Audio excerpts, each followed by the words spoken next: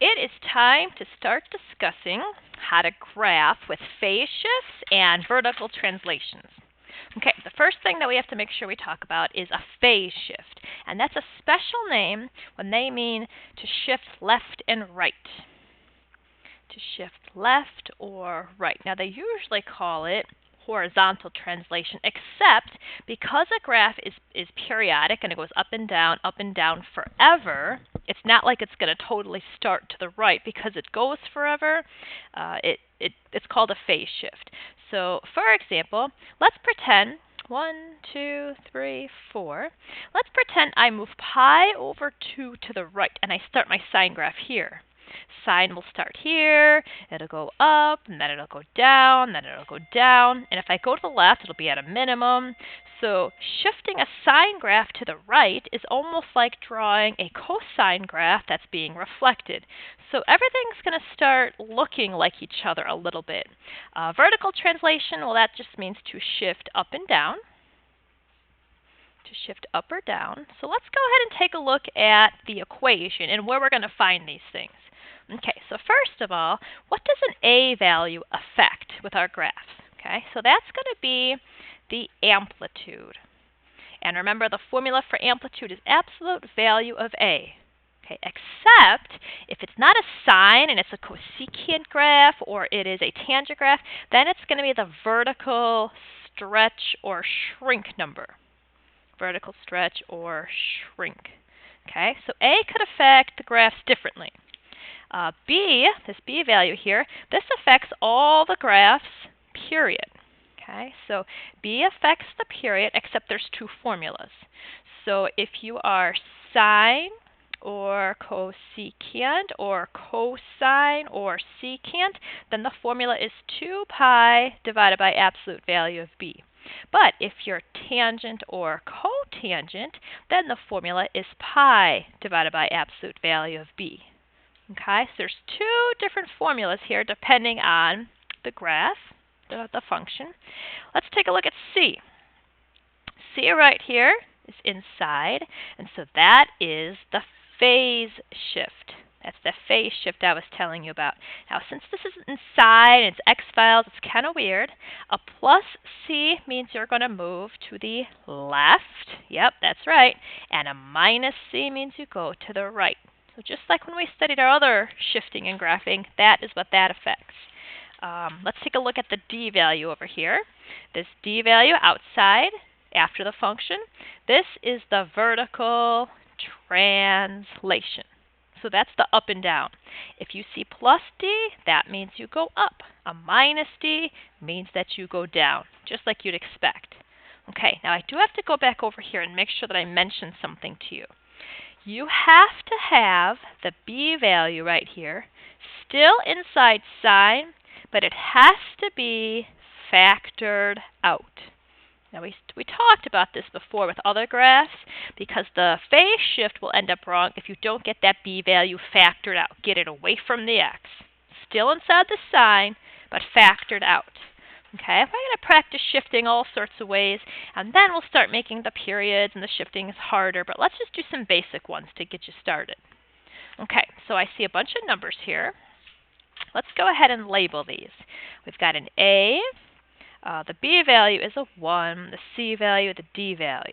Okay, so the first thing that we always do is we take a look at the period. Okay, and since the B is 1, the period is just simply 2 pi. And you're going to make a section. So for cosine, let's divide by 4, and that's pi over 2. Okay, there is an amplitude here for cosine. The amplitude is 2. So let's go ahead and start getting our x-axis labeled. Okay, so everything starts off the way it usually did. We're going to go by sections of pi over 2. So 1 out of 2, 2 out of 2, 3 out of 2, and 4 out of 2 is 2 pi. Perfect, it worked. Negative pi over 2, negative pi, negative 3 pi over 2, negative 2 pi. Okay, after you get your x-axis, we have to get the y-axis. Okay, and this is where you have to start to think about your vertical translation. This graph right here needs to get shifted down. So is this cosine curve going to hover on the x-axis? Certainly not. Okay, certainly not. So what we need to do is go down 1, 2, this is -2, and this is where you're going to have the middle. Okay, now just for this example here, I'm going to label this. We usually have the x-axis as the middle, and you go above and below the x-axis. But now we're going to have -2 as our middle. Okay, after you get the middle from the vertical translation up, down, then you look at the amplitude. So the amplitude here is 2. That means this cosine curve can reach from -2 all the way up to 0. Okay, so I put a dotted line, that's the high. And from -2, it can reach as low as -4. So you have to get your middle, and then you have to do amplitude above and below the middle. Amplitude is how high and how low you can reach from the middle. You should have 3 sets of dotted lines. Okay, we've got our x-axis, we've got our y-axis. I think it's time to go ahead and start thinking about where this cosine curve is going to begin. Plus pi means that you have to shift pi to the left. Okay, so let's go pi to the left. So we're going to start right here. Here's my starting mark. Now you have to think about a positive cosine. Should we start high, middle, or low? I think we should start at a high. Okay, let's go to the next special section. For cosine, then we'll be at a middle, then we'll be at a low, then we'll be at a middle, then a high, then a middle, then a low. So then you look for every tick mark, okay, and the y-axis counts, and every tick mark you're going to go high, middle, low, middle, high, and this is going to be the cosine curve that started pi to the left. There you go. The domain for cosine is all reals. How about the range? This is where it's going to get more fun because it's different numbers. It used to be plus minus the same. The smallest y is -4 all the way up to 0. Okay, that was different. Does not have any asymptotes, and zeros are going to be different. Sometimes when you shift this puppy so far down, it doesn't touch the x-axis at all, but this one still does. Where's the first positive one? So the first one is pi plus or minus. The distance to the next one, I think I'm going to count to over here. 1, 2, 3, 4. 4 sections. You could simply slide your fingers over and figure out that that's 2 pi n. Some people say, well, isn't 4 sections just the period? And you're right. Some people just say, positive pi and negative pi, that's pi plus pi, that's a distance of 2 pi. However, you got to figure that out, but it's the same technique as you've always done. Okay, good job. You did your first graphing with phase shift and vertical translation. Let's do it again. This time we'll do a sine graph. So the first thing that you always do is you figure out the period. Okay, that's from the b number, which I don't see a b number, so the b number is a 1. Period's 2 pi. I think we're going to keep it like that until we get the hang of things. The b will just be a 1, just to keep it easy. The section is pi over 2, and the amplitude is 4. Okay, let's go get our x-axis labeled first. Okay. Sometimes I look at the up-down to make sure I leave enough space. We're going to be going up 1, so make sure you have enough space up. Don't put it way too high. Okay, the x-axis has sections pi over 2. 1 out of 2, 2 out of 2, 3 out of 2, and 4 out of 2. These are the basic sections. -1 out of 2, -2 out of 2, -3 out of 2, -4 out of 2. Okay, got it. Now, the next thing we have to figure out is the y-axis. So the first thing you do is your vertical translation. This is going to be shifted up 1. So are we going to be hovering over the x-axis? Nope, that is not the middle. We need to go up 1, and that is the middle. Okay, after you get the middle, you have to get your high and your low. And to do that, we're going to look at the amplitude. So this graph starts at 1, or hovers around the 1, but it can reach up 4 more. It could go up to 1, 2, 3, 4, all the way up to 5. 1, 2, 3, 4. So let's put our dotted line at 5. And then it could reach down 4 more. So let's count down 4. 1, 2, 3, 4. As low as -3. Did that work out right? From 1, we could go up 4, and we could go down 4. Okay, we've got our high, our middle, our low.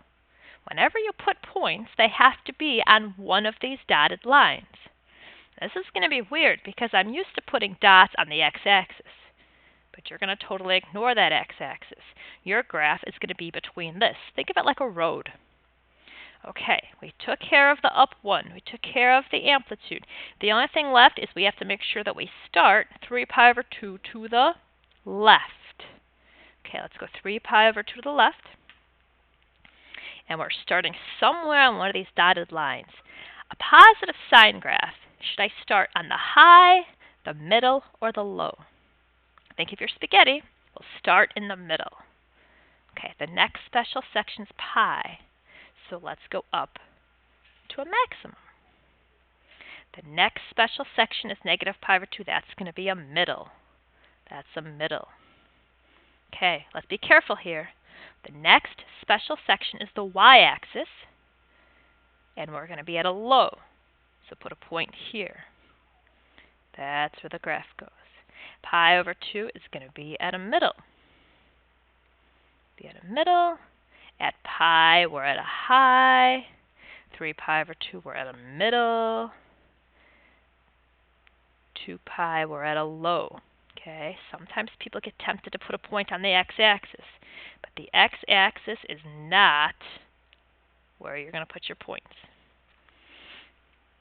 Okay, you should have up, up, down, down, up, up, down, down. 2 periods. The domain is all reals. The range goes from brackets negative what? 3 as high as 5.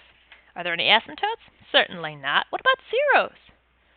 Okay, I know he has some. Look, he touches the x-axis there and there and there. Except those points are really icky, and we can't tell what they are exactly. So it's magically just going to be erased. I'm not going to ask you to state zeros if you can't state them nicely. We'll take care of that next chapter. Okay, let's do another one. This time we have a secant graph. So let's take a look at the period first. Period is, the b is a 1, 2 pi. 2 pi. The section is going to be pi over 2. Okay, let's go get the x-axis labeled.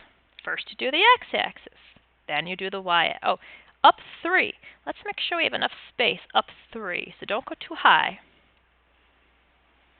Let's get the x-axis nice and labeled.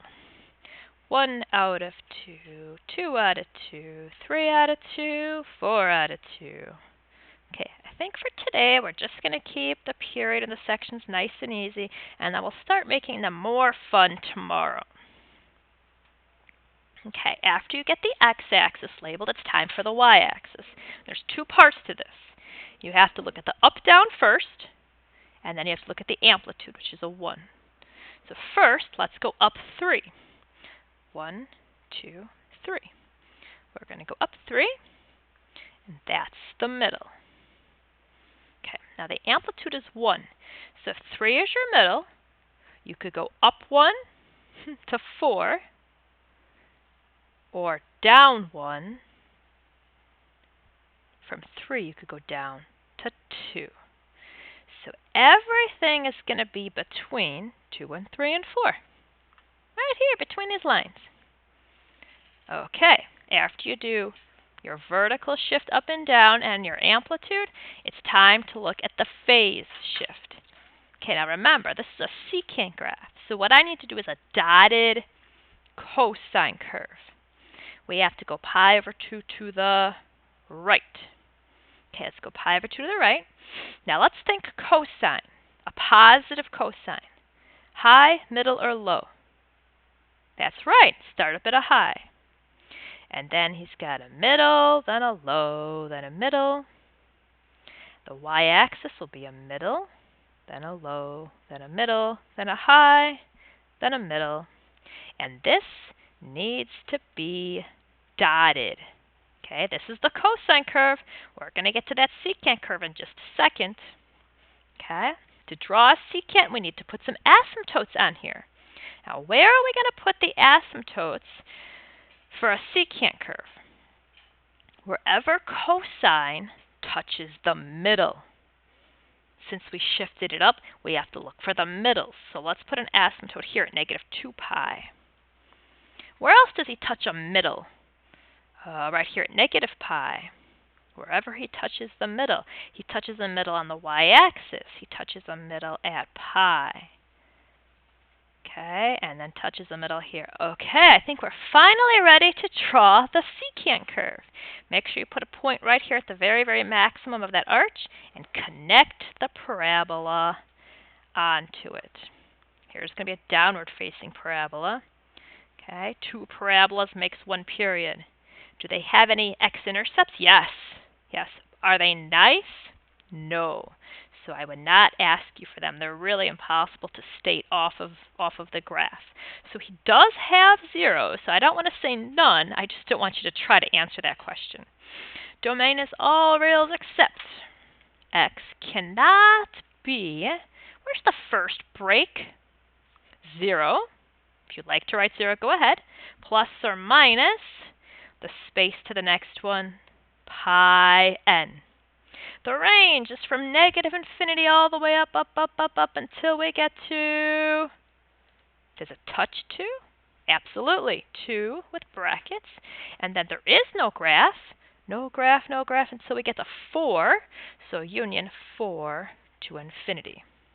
My U doesn't look very U-like. Better. Okay, are there asymptotes?